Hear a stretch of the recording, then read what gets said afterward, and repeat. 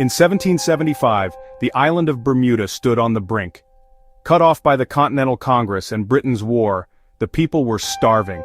They couldn't grow enough to survive, and they couldn't be seen helping the rebels. But desperation breeds daring. I think the colonies ought to hazard everything rather than to submit to slavery.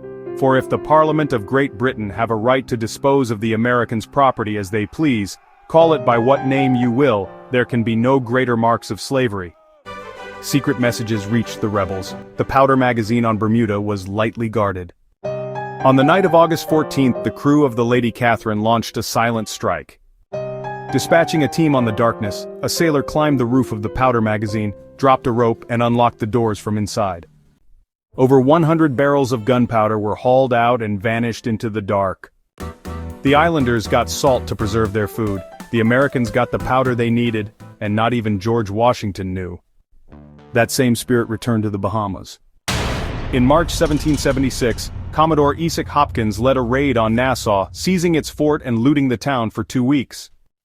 But the boldest raid was yet to come. In 1778, Captain John Rathbun returned, disguised his ship the Providence as a merchant sloop, and slipped into view of Fort Nassau. His plan? Infiltrate with 25 Marines, seize the fort, turn the guns on the town. It worked. They found just 2 militiamen guarding the fort. But then a storm hit, the Providence vanished, Rathbun's men were alone. Still, they held the position, even welcomed American POWs who had been awaiting parole. When the Providence returned, so did a new threat, a British privateer, the Gayton. Rathbun, cleverly disguised once more, slipped under the fort's imposing guns and prepared a daring bluff. But locals' warnings to the privateer allowed it to escape. Large groups of loyalist militia dispersed when the Americans threatened to turn the cannon on Nassau itself. The Americans had seized British ships and held the town under their control for 3 whole days. As they sailed away, they took with them not just supplies and ships, but also a powerful message.